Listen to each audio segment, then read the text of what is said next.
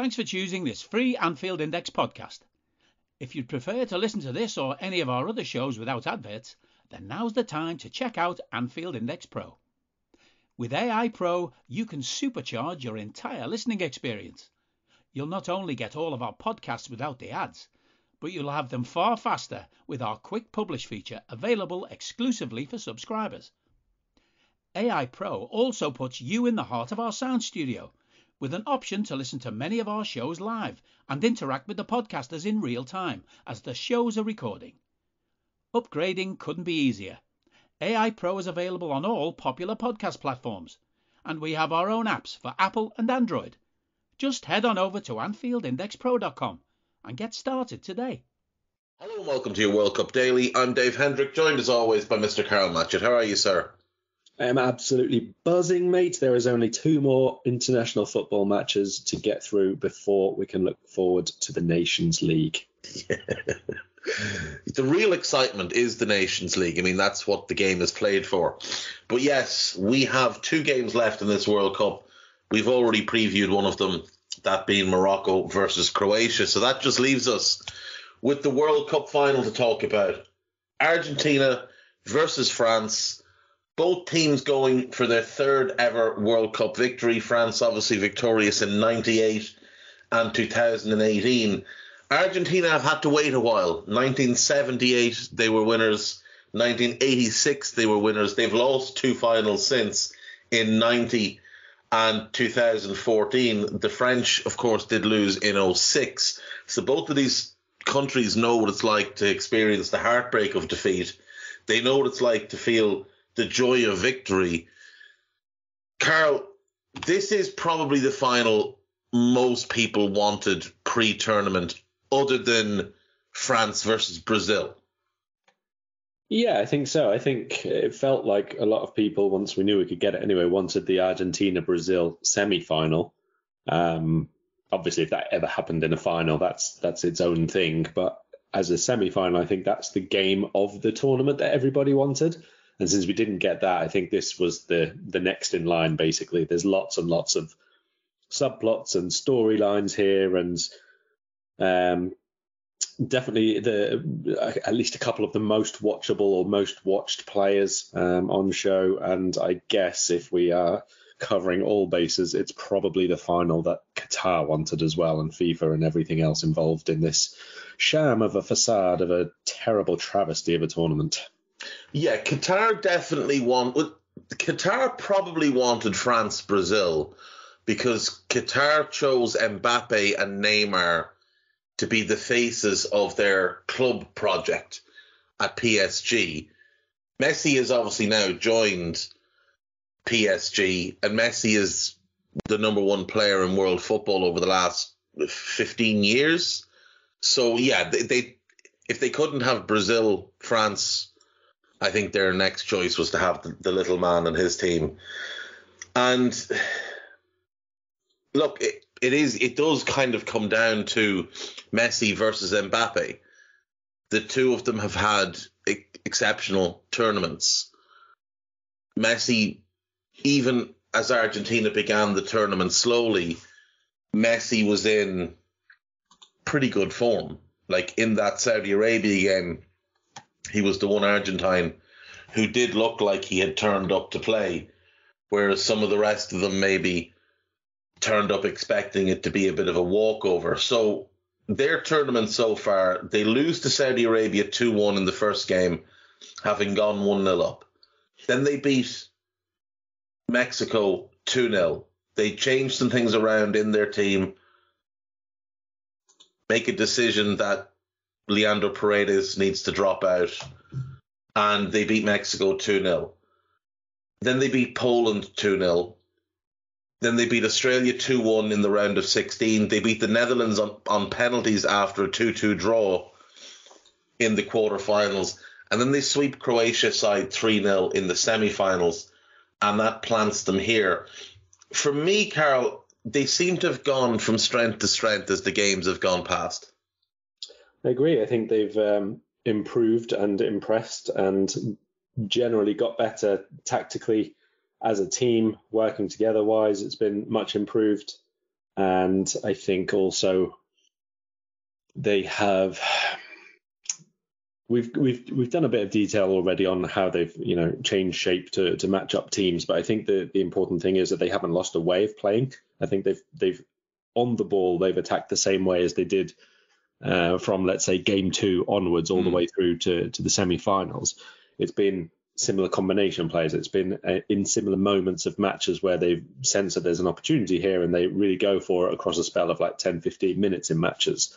I think that as much as they've changed where people are on the pitch in different defensive roles, in an attacking sense, it has been very, very Argentina, noticeably Argentina all the way through, other than, I would say, the second half of that Saudi Arabia game. Even the first half was okay, to be honest. It was, fine lines between them being 1-0 up and 6-0 up at times. So yeah, it really was just that second half they completely lost their way. But it's the World Cup final. It's going to be a temptation for them to be more reserved, to be more don't lose first, defensive minded, if you like. And I think that that's maybe something which applies to both teams. I hope for the sake of the final itself, that's not the case, or not entirely the case. Obviously, early goals change matters anyway, but I think that Argentina might have reason to feel that they are the better footballing team here. Yeah, I think that's very fair. And I think they'll also be able to kind of view themselves as underdogs in this game, which I think will play strongly into their mindset as well. I think they're a team that, while they will feel that they're the better footballing team, if they can feel some sort of slight from the general watching public, I think it just adds fuel to a mindset that has shown itself to be incredibly resilient in this tournament. Because when they lost to Saudi Arabia, there was a lot of pundits rushed to slate them, to say that, Messi's dream of winning a World Cup was over. He couldn't possibly lose to Saudi Arabia and then go on and win the competition. But as we've seen, and as you've just mentioned, the tactical tweaks they've made while retaining their own identity have been very, very impressive. And I did think in that Croatia game, that was maybe the best performance I've seen from a team in this competition, in terms of the tactical plan they had that you've mentioned and you wrote about very well on The Independent, how Argentina's 4 midfielders just swamped that 3-man Croatian midfield, and whichever Croatian midfielder picked the ball up immediately had 2 Argentine midfielders converging on them, and they couldn't get to the areas they wanted to get to. They were forced to play where Argentina wanted them to play. Yeah, I think that'll be an important thing again for them. And, we'll get a bit more into how we think they might line up shortly. But I think there are 2 real options for Argentina, and both of them are going to be decided upon how they intend to defend against France's midfield, basically. I'm a little bit tempted to say Morocco showed how to obviously play against France in certain areas of the pitch, but also Morocco were kind of a special and standout case by themselves, because they were obviously more open than you would expect some teams to be in that semi-final, but they still dominated areas of the pitch, certainly in the second half. On the other hand, they were chasing the game, a position that Argentina don't want to have themselves in at any stage, obviously, in the final. So it's not just a cut and paste job that you can do. Argentina still have to have their own identity, let's say, defensively as well as offensively. I actually think this is like just as a football match itself, even if it wasn't the final, anything other than a friendly, basically, which has something riding on it. There's so many 1v1s and so many areas of the pitch here, which make this a really, really intriguing tactical game. And like I said before, there's so many storylines and backstories and subplots to it as well. It just makes it kind of an all-round, very intriguing and tough to separate them game. It does for sure. Now, so the French beat Australia 4-1, beat Denmark 2-1, lost 1-0 to Tunisia, but played a very rotated squad.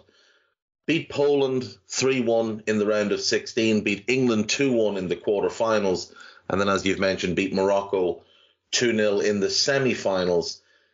There's been some criticism of France over the past couple of games because of how they're setting themselves up, playing quite a deep block, inviting a lot of pressure, allowing the opposition to have the ball. But isn't that the smart thing to do when you can put trust and faith into your defenders and know that you have game changers on both flanks and in that number 10 position going the opposite direction? I mean, you could be talking about either team there, mate, with that. Exactly.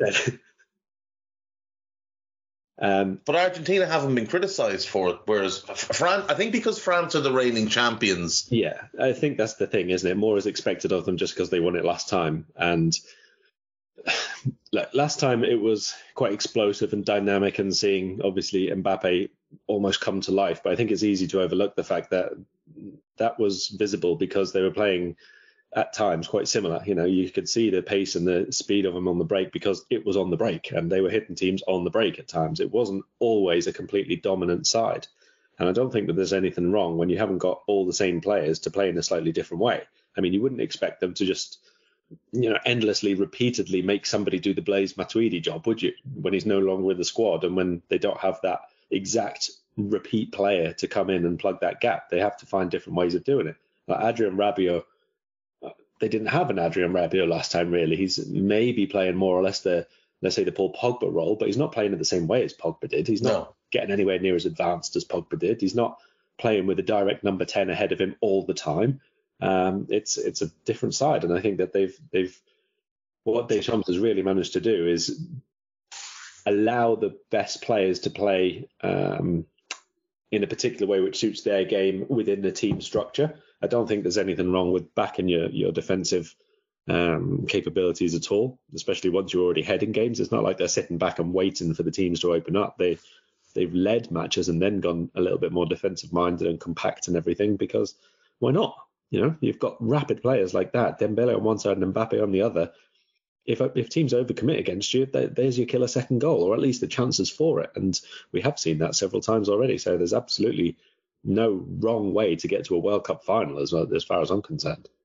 No, definitely not. And there is this myth that they dominated the ball in the entirety of the last World Cup. But, I mean, you can quickly disprove that. Against Australia, they had more of the ball, 55% to 45%.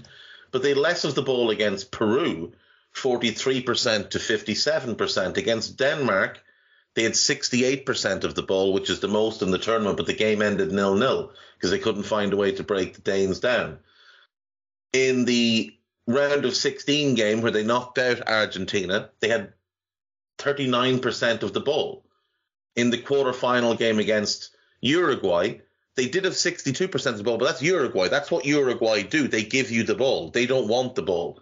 And as much as you might not want the ball, they want the ball even less. In the semi-final, they had 36% of the ball against Belgium. And in the final, they had 34% of the ball against Croatia. They won the World Cup largely with the same mindset and mentality as they've had this time. There are definite tweaks to the shape and formation and to certain individual roles. Like you said, Paul Pogba had a specific role in that team.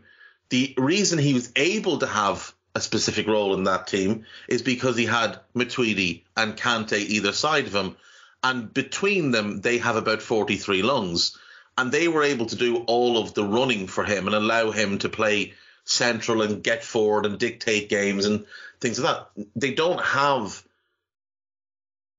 that now. Nobody has been given that much license to have kind of a free role. This team is a lot more, I think they work harder off the ball than that team did. There's obviously, some holdovers, Lloris, Varane, Mbappe, Griezmann and Giroud. They all played in the last final. They'll all play in this final. Lucas Hernandez probably would have, but he got injured, so his brother will play. It's funny to see Samuel Umtiti's name there and know what's happened to his career since. But, there is this idea that France won the World Cup last time out playing this swashbuckling style of football that just didn't happen. They, like you said, they countered teams to death. They would get a goal and then they would bed in and just be like, right, well, come and score. Come and attack us and see what happens. And that fella over there, he's going to absolutely rinse you. And that's what happened throughout the tournament. They would bed in and just give it to Mbappe and he'd create absolute chaos, or they'd play through Pogba in midfield and he'd open things up. They're playing the same way, and it's an identity that I think, to his credit, Deschamps has gotten complete buy-in from this group of players. Now, they are potentially going to be without Rabiot, without Kingsley Coman, and without Upamecano for the final.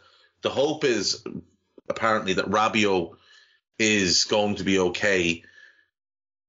Upamecano, they may be better off if he's not available, because it will force Deschamps to play Konate.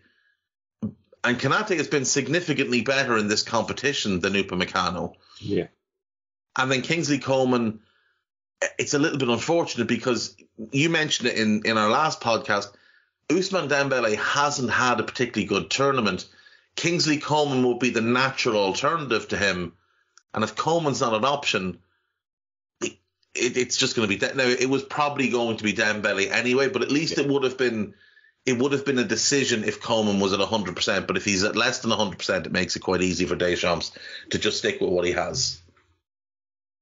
Yeah, I mean, I wouldn't expect that he would suddenly change Dembele for the final after he started all the other ones anyway, to be honest. But even having the alternative on the bench, or the option off the bench to change it, or even a half-time swap. We haven't really seen too much of that from France, but the option is there if it's not working in an attacking sense. I think Dembele, to be fair, has been doing quite an important role tactically for the team, but I just think that on the ball, he's not actually been anywhere near his best. Just to clarify what we really think of him, he's very good as an outlet for them. Obviously, he's one of the first balls that they do look for if it's not going to Mbappe. And he has linked well with Griezmann at times as well in that channel. But we know he's capable of a lot more in the 1v1s. He hasn't really been much of a goal threat, I don't think.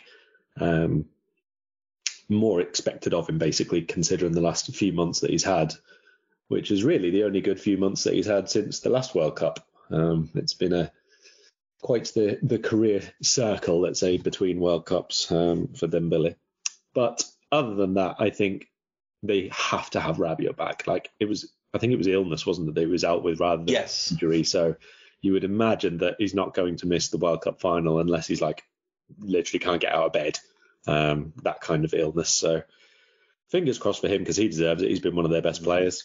I genuinely think that he might go with Konate now. I've kind of talked myself completely the other way around to what I was thinking afterwards, because Konate was just so good in that semi-final.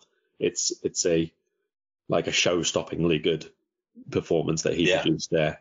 And I do think that against the movement and the aggression that Argentina have in that attack, when it's Alvarez on one side and maybe De Paul sort of joining in a little bit as well. Obviously, the ability of Messi is its own thing, and it doesn't matter which defender you have sometimes. But against the rest of it, I do think Konate surely now has the edge on Upamecano. So maybe Deschamps kind of uses that as his leverage anyway, even if Upamecano has recovered. Just says, let's World Cup final, we can't take the risk, basically. So it's Konate, and it was going to be him anyway, but he's using that as his reasoning as such. I wouldn't be surprised if that's the case. No, and neither would I. So like I said, these sides met at the last World Cup and produced probably the game of the tournament, a 4-3 win for France. Now, there are some holdovers, like I mentioned, in the French team. Lloris, Varane, Pavard is in the squad. He's just not. He's out of favour. Mbappe, Griezmann, and Giroud. Argentina, you have Messi, you have Di Maria, Tagliafico, and Otamendi, the only ones potentially starting this game, who started that game. It is crazy to see Mascherano's name there, because in my head he's been retired for about 8 years. Argentina have come so far, though.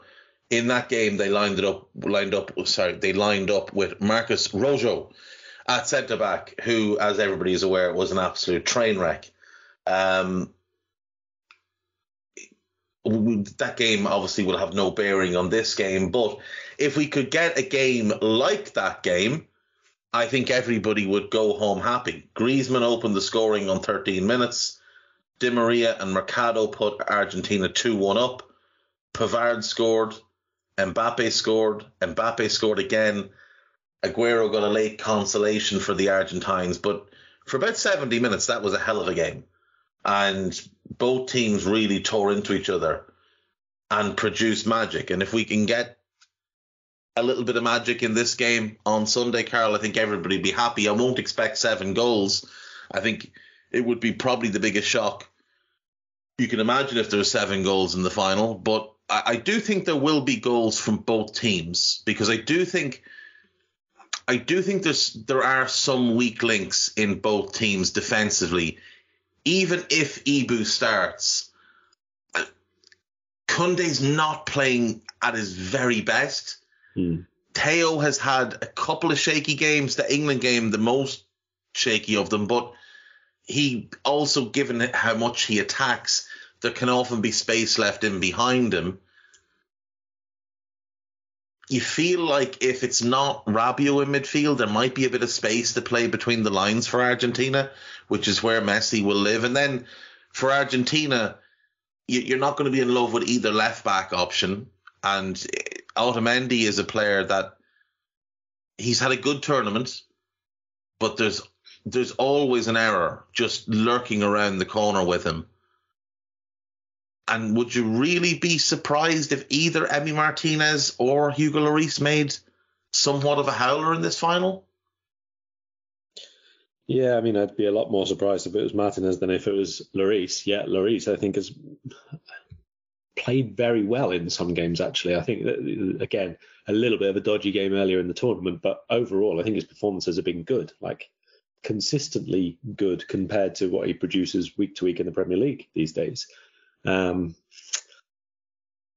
I feel like the biggest loss for France might be Rabiot if he doesn't play. I think that makes a huge difference to how this game might pan out. Like, he's been that good for them, and not just the fact that he's been that good, but the fact that it's been Fofana keeps coming in for him and hasn't been that good. And if it's Fofana again in the final, either he needs to raise his game enormously, or Argentina suddenly have a very, very big advantage in that area of the pitch.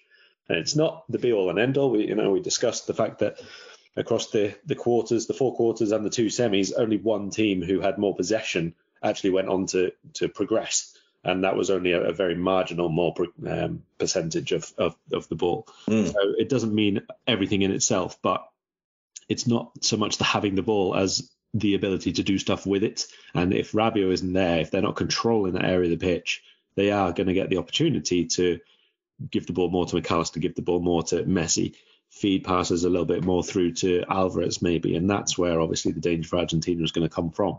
It's not necessarily that they might dominate possession or have more of the possession, but the fact that it might be in such key areas around their best players that it makes the difference in terms of real scoring chances. I think that the biggest call that Argentina have got to make is whether to go 4-4-2 or 3-5-2. I think they have the option to do both. He's obviously gone to the 3 at the back in 2 of the knockout matches during the game and started it against the Netherlands. So it's obviously their, let's say, secondary system at the moment. But whether or not they start it here, I think you have to have the 3 in midfield against France to begin with. But the good thing for Argentina is when they play the 3 at the back, it is 3 in the middle and it's 2 up front. The 2 up front, I think, has to stay.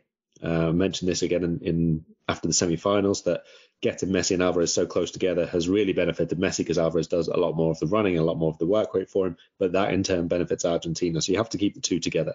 So that's why I think it's the 4-4-2 or the 3-5-2 as such. So you're still going to be able to match up in midfield and keep your attacking pairing together, whichever system of those it is. The other defensive decision then obviously is how do you deal with 3-5-2 is going to obviously allow a central defensive cover in that channel, which would be Romero behind the fullback, the wingback. Whereas if you go 4-4-2, it's a little bit more man-to-man almost. And Nahuel, I think, is fine in terms of the speed and the running and the defensive awareness. But individually in defensive moments, he is still a little raw. He's still a little bit untested at the very, very highest of consistent levels. So that's a big choice that they have to make. And I think it will be, again, I think we might have discussed this when it was Guy's team in the tournament. If it's wing backs, I'd say Acuna starts. If it's full backs, Tagliafico. Yeah. So I think Deschamps only has one big decision to make, because if Rabiot's fit, well, actually, no, he has one definitely to make, and he has one potentially to make. So if Rabiot's fit, Rabiot starts. If he's not able to play, he has a decision to make there. Does he give Fofana another opportunity despite the fact he has largely stanked the place out in both starts so far? Or does he roll the dice and play Eduardo Camavinga? My assumption is he'll play Fofana, but the hope will be obviously that Rabiot starts. The big decision he does have to make is Ibu versus Upamecano. It shouldn't be as tough a decision, but he's a very loyal manager, and Upamecano has been his first choice. Ibu has been significantly better, though, and that's where he should land. Scaloni, on the other hand, does have more big decisions to make. Like you said, does he go with the 4-4-2 and try and just, bed in, do the things that worked against Croatia? The midfield battle will be slightly different, but they can still outnumber France 4-3 in there. Just play it a little bit narrower, a little bit more compact, and make your wide midfielders aware that not only are you going to have to play narrow, you're going to have to get back and help those fullbacks as well, because that's where the big threat from France will come from. Or does he go 3-5-2? Again, like you said, left back is a big choice for him. And I think you're right. Acuna, if it's wing backs, Tagliafico, if it is the 4-4-2. And the big decision in terms of, do you want to play the 3-5-2 or the 3-5-2 or the 4-4-2 is, who do you trust more in the final? Do you trust Lisandro Martinez or do you trust Leandro Paredes? Because that's basically who you're mainly picking between. If it's 4-4-2, Paredes starts. If it's 3-5-2, it will be Martinez. I would be inclined to say I would trust Paredes more from the start of this game. But I can see the logic in going with the wing backs, because you can put your wing backs up tight against Mbappe and Dembele, and then you have Romero and Martinez who are comfortable in those channels. Should the wing backs get beaten, those two are comfortable and quick enough to get out and sweep up in behind them. Scaloni has big decisions to make, and I think if he gets it right, I do think Argentina win the game. That's kind of where I'm leaning right now. I think this game will come down to the possession game and who wins the possession game. And by that, I of course mean which team can force the opposition to have more of the ball. If Argentina can force France to have the majority of possession, I think that plays strongly into their hands. And the same vice versa. If France can make Argentina have the ball, that is what France want them to do. Because maybe they start to creep up the pitch a little bit. Maybe some of the defenders get a little bit lax in their concentration and they switch off. If there's an early goal in this game, it will shape the final entirely because of the mindsets of these teams. But the longer it goes without a goal, the more open it could get. And that's where it really will come to, which team can stick to their game plan the longest, who can avoid the traps of wanting to go and win the game and stick to a game plan. Again, I kind of feel like the Argentines might be a little bit more disciplined in that regard. I agree, but I think that so much with Argentina changes when they concede a goal. If they're a goal up, I would back them to, have the fight and have the defensive discipline. And then France, like you say, are forced into having a bit more of the ball and so on. But if France score, I worry still that Argentina can become a bit too frantic and a little bit too panicky and chasing it and all the rest of it, I 100% think that the first goal in this could easily be the one which wins it. That's it. Like, it could just be a 1-0 game, this. I hope it's not. I actually hope that there's quite a lot of back and forth, and there's going to be a few individual moments, let's say, which, even if it's against the run of play, can very much change the outcome in the course of the game. But there's just so much at stake, and Argentina have already shown more than once in this World Cup that when they are chasing or when things start to go against them, it can get ragged quite quickly. Yeah. And it's not just the Netherlands game, the Australia game as well. The Australia game and the Saudi Arabia second half. It is not just maybe the fact that they got through the Netherlands game, positively in the end, and then they came through the semi-final without really having to put themselves back in that sort of same mentality. Maybe that makes the difference, which counts. That would be a big, mental step forward for them for sure. But I do still harbour concerns, let's say, that they may let that kind of thing get to them a bit. If this game gets frantic, France will win this game.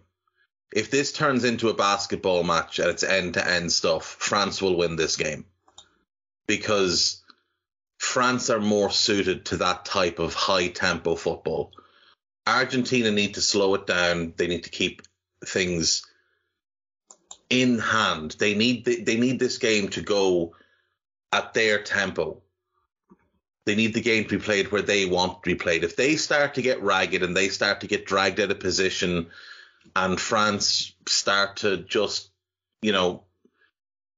drag a centre-back out of position, which causes the other one to step across, and now you've got two wide channels inside your fullbacks for Mbappe and Dembele to burst into, or Griezmann to slide into and just pick up a pocket of space. That's where Argentina will have problems. The other area Argentina can have problems as well is when teams start to just lump balls into the box. Now, Otamendi and Romero are good in the air for their size, but they're still both small defenders. I think Romero's 6'1" and Otamendi's about 5'11". Olivier Giroud could very well be the key to this game, because he gives France that opportunity to just be a little bit more agricultural and just clip balls into the box for him, because he's going to win his fair share.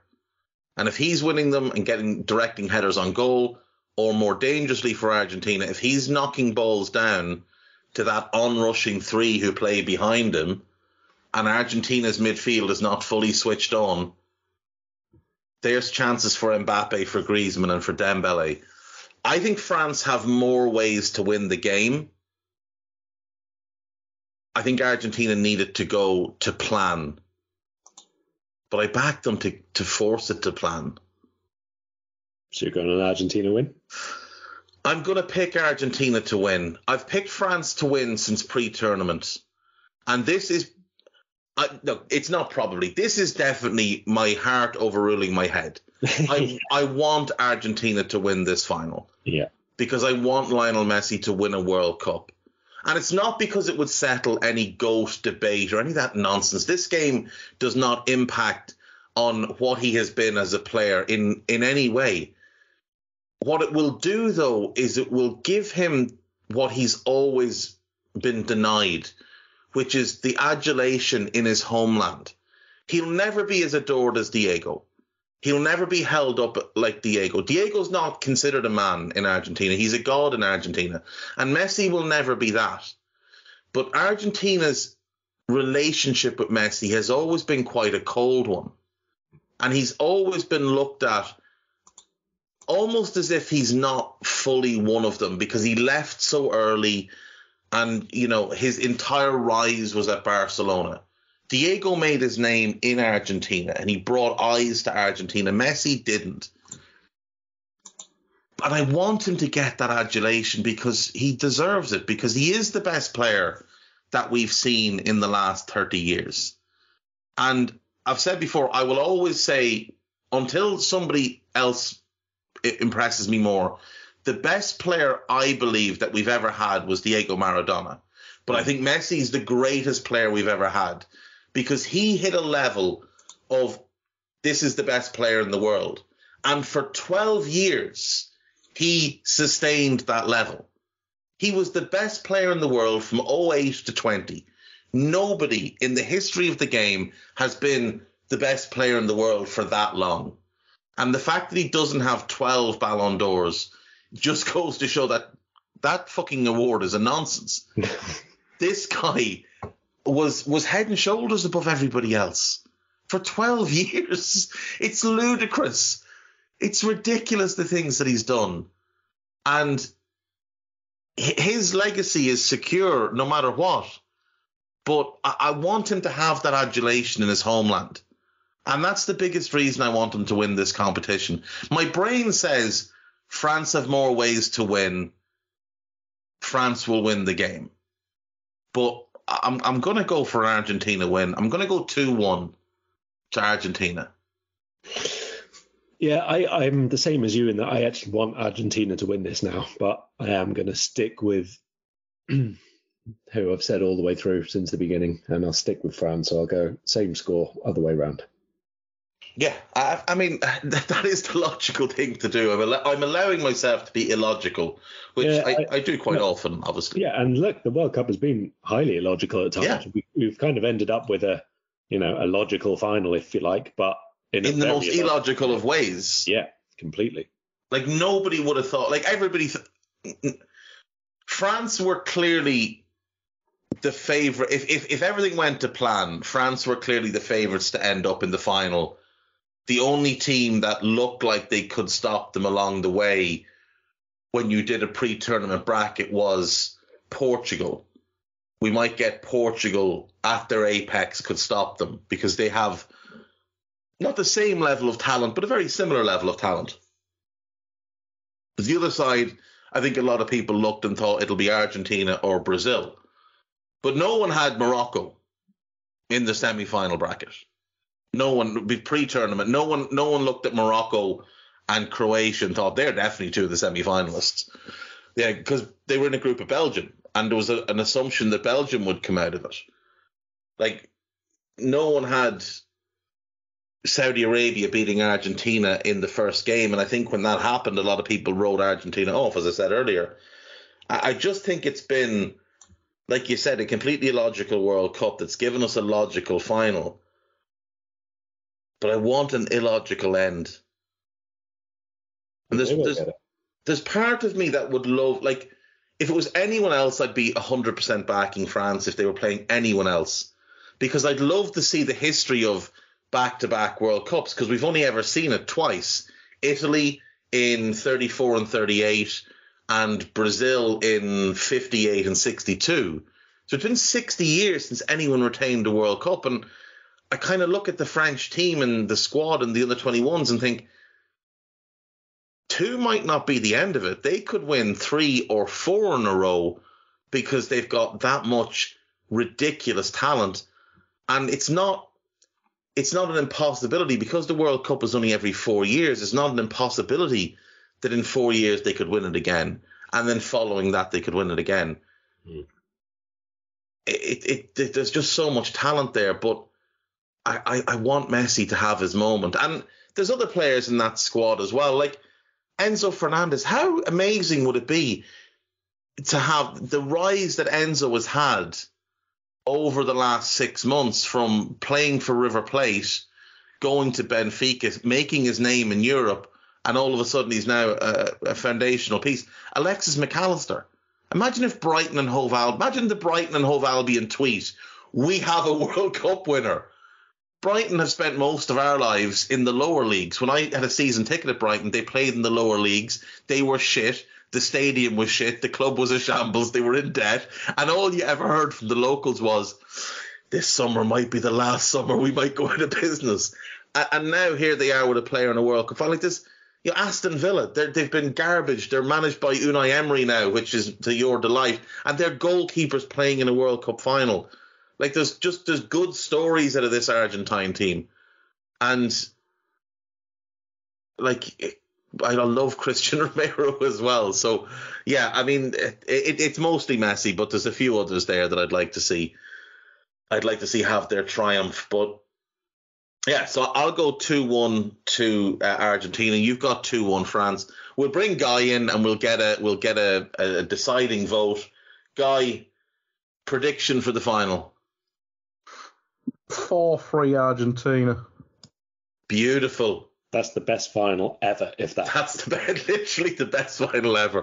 But what we want is Argentina 4-0 up by half time, and France just throw caution to the wind and get an early goal, and then it's just chaos. Carnage. And we get like 12 minutes of stoppage time just because.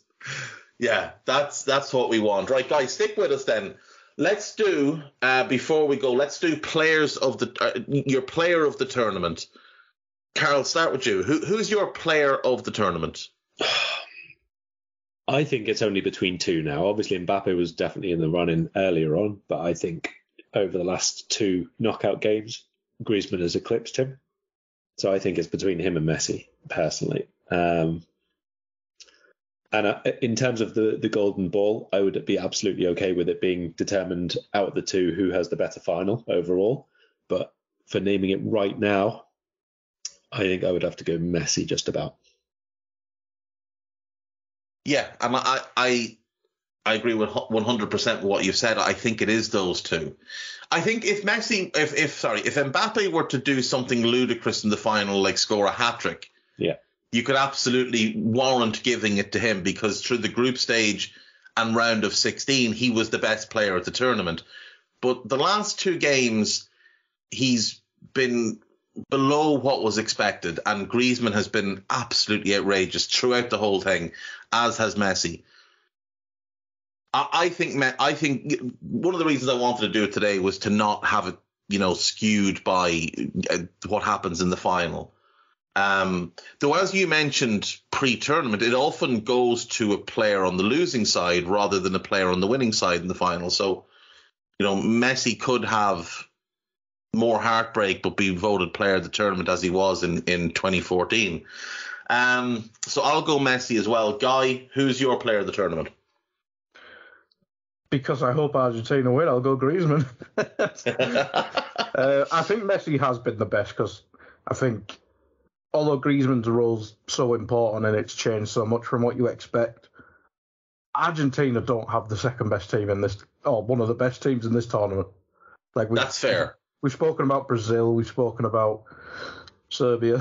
But no, I think Messi, without Messi, I don't think Argentina get this far. I know they've changed it and brought all the young midfielders in and people have stepped up and stuff like that, but without Messi, I don't think they're probably getting beyond the quarterfinal.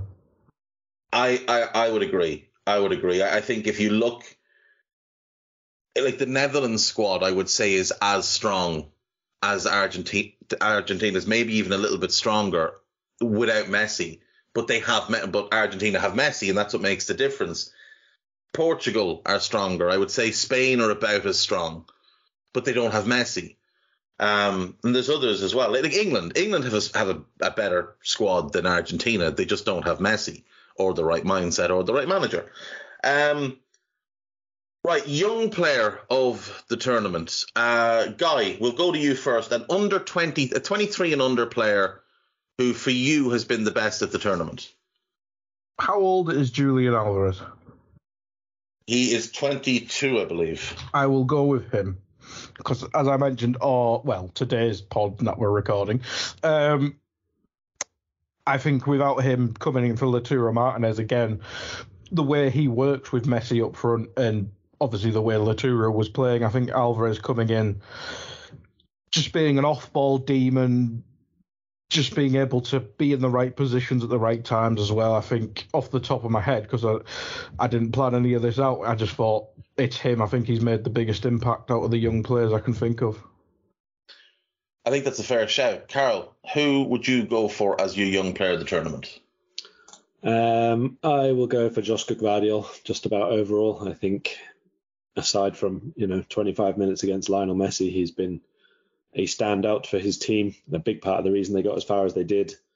Some massive, massive individual moments, really key. That block against on the line, the late Belgium. one on Lukaku, yeah. I mean, loads and loads of really, really important moments, and just playing way, way, way above his years and his experience, really.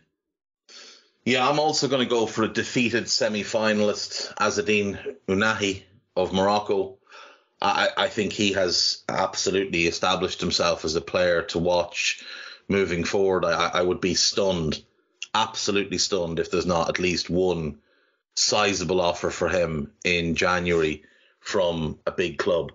I think throughout the tournament he got better by the game. A little bit overshadowed, obviously, by the hype that Amrabat got, and Amrabat was absolutely immense as well, and he could have been, but he would have been in the conversation for player of the tournament. I think a level below Griezmann and Messi, but right there.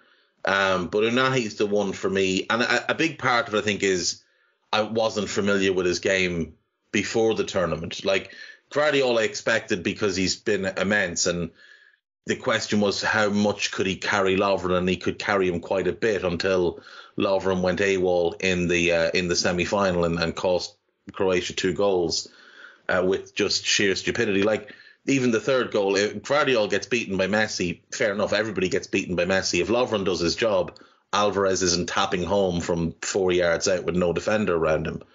So I wouldn't even knock Guardiola for that. But Ounahi, for me, I want to reward that Moroccan team as well, because they were absolutely heroic. Let's go then to coach of the tournament, or manager of the tournament. I think there's two candidates here, and I'm not sure which way I want to lean, so I want to hear what you guys have to say. I would say Lionel Scaloni is one, because of the tactical changes he's made, because he's gotten all the big calls right, and he's made the big decisions when he's had to. He's made big decisions at left back, he's made big decisions in midfield, and he's made big decisions in attack, including leaving out Angel Di Maria, who, pre-tournament you would have put him in pen that he would start as many games he was available to start. And I'd be shocked if he starts the final at this point, because they just look a significantly better team without him. I think he deserves huge credit for his role in getting them to this final. And the other one is a name that I am about to butcher. Walid Regragui, the Moroccan manager. To turn that team around the way he did in such a short amount of time, to instill such a disciplined mindset in them and get the results that he did, I think huge credit has to go to him. So they're the two I'm torn between. Karl, who would you lean for as your manager of the tournament? I'll just about go for Regragui. I think it's a more difficult thing to get Morocco to a semi than Argentina to a final. I think, maybe if Argentina win, you can absolutely obviously make the claim for Scaloni. But I think the amount of history which has been created there, the overachievement, the amount by which they've bypassed expectations, and the fact that they were very, very good in doing it, footballing and defensively, I will go for Mr. Morocco. And Guy, what about yourself? Oh, I don't think it's close, personally. I'm going with our mate Walid, which I've butchered somehow, even worse than you did. Just people had them, they were in the group of death, and to get to the semi-final as a Morocco manager without conceding, even the goals are conceded against France. They had no centre-backs. No, and both goals were flukes. Exactly. So to create a system that was that efficient, that effective, in such a short period of time, because what was it, 8 games he's had as manager now, or 9 games 9, with the third place playoff? That's insane. And yeah, he's made history, and hopefully they get third tomorrow. So yeah, really, it's just it's unthinkable that they came third or fourth in this tournament. So I just want to read you this line from his Wikipedia page. On the 31st of August 2022, Regragui was appointed as the new head coach for the Moroccan national team after the dismissal of former head coach Vahid Halilhodžić. So October 31st, the World Cup is starting in November. This is the line, though. Critics were unhappy with Regragui's appointment and derisively nicknamed him Avocado Head. I wonder how the critics feel now. They should buy him a lifetime supply of avocados to make up for that. His first game in charge was the 21st of September, a friendly match. They beat Madagascar 1-0. I don't know what the team was, but that was their first game. And all of a sudden, they came into the World Cup and just looked like they'd been together for years, playing this way for years. A stunning tournament. They drew with Croatia. They beat Belgium. They beat Canada. They knocked out Spain. They knocked out Portugal.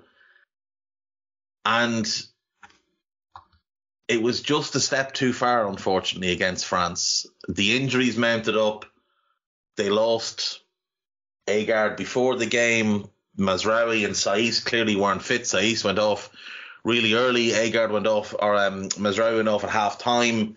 It just felt like it was a step too far for physically, not mentally, not in terms of talent, not in terms of how they set up. And even with all those players falling out, they still managed to play their football and do their thing and gave France a really good game. Yeah, you've sold me on this. It's a clean sweep. This is our coach of the tournament. He'll be delighted. This makes up, I'd imagine, knowing that we've all picked him as coach of the tournament probably makes up for losing the semi-final, because some things are just bigger than football. Yeah. Gotta go with the off-pitch stuff. Yeah. Can I say as well, you mentioning it there because you read it on, I assume, Wikipedia. Yeah. It reminds me that when I was obviously doing the research, Morocco were actually in the group that I was, let's say, in charge of. We all had one group basically that we were responsible for the quartet of teams on the Indie Sport desk for the duration of the World Cup, let's say, all those teams. So in my research for Morocco before the tournament started, I saw that line that you just read out about their first game being against Madagascar. And it's just reminded me now, I actually never found any evidence of that match taking place. Like, I went back to look at what I could see from that first game. It was not listed anywhere. No recordings of it. I literally cannot find a single shred of evidence that game was ever played. So whether it was and just wasn't a FIFA date and was like behind closed doors or whatever the hell it was, I've no idea. The only reason we know it's real, Karl, is because they kept the clean. The only reason we know it's real is because they kept a clean sheet. Yeah, it's just that, isn't it? I mean, like, so it makes it sound believable. Yeah, they kept clean sheets against Paraguay and Georgia before the World Cup, and which, you know, so that all continues the theme. But I cannot find that Madagascar game anywhere. Yeah, that's funny because it says they played them on the 21st, but they played Chile on the 23rd. Yeah. And they beat them 2-0, of course. They beat them 2-0, then they draw 0-0 with Paraguay. Then they beat Georgia 3-0, of course. So the first goal conceded by Morocco, that's not an own goal, was that Theo Hernandez goal, which is a complete fluke that the ball even ended up at him because Mbappe was shooting. And the second goal is the Kolo Muani goal, which again is a complete fluke because, again, Mbappe was shooting. What a defensive performance. Like, Jesus Christ. 9 games, you've conceded an own goal and 2 flukes. That is outrageous considering who they've played. Who they've stifled is just incredible. Yeah. Get that man fucking whatever the Moroccan equivalent of knighted is. That fella deserves it, because that's some turnaround. Because that was a team in shambles before he took over. Like the USA battered them in the summer. Absolutely battered them. 3-0. It could have been 6 or 7. They just carved them open time and again. Right, we will leave it there then. We have predicted the final. It's 2 of us going for Argentina, 1 going for France. It really could go either way. It wouldn't be a surprise. The only thing that would be a surprise is if it ends up with Guy's scoreline of 4-3. I think that's the only thing that would actually surprise me, but it would surprise me in a really good way. Or if one team won 5-0, like that would be a bit of a surprise as well. We have given our players of the tournament, our young players of the tournament, and our managers of the tournament. We will have one more of these World Cup daily pods next week. We will talk about the final, and we'll probably maybe do our most disappointing 11 or something. Do we want to end on a low like that, or do we just want to preview the final in the review the final in the last one? Always finish on a negative. Yeah, I think we have to do the funny negatives, yeah. Perfect. Rightio. So that will be next week. Karl, have you got anything that you want people to be aware of? Yes, I would like people to be aware that you have forgotten to do the Golden Boot. I have completely forgotten to do the Golden Boot. That is very true. Right. So, as things currently stand... And goal of the tournament. Oh, I didn't even think of that. Right, okay. We're saving that until after, because that's going to be in the final itself. Ooh. Fair. That's going to be the 4-3 winner. Oh. Right, Golden Boot. Lionel Messi has 5. Kylian Mbappe has 5. Julian Alvarez has 4. And Olivier Giroud has 4. So, Karl Matchett, who is winning the Golden Boot in this tournament? You've predicted a 2-1 France win. Yeah. Who's winning the Golden Boot?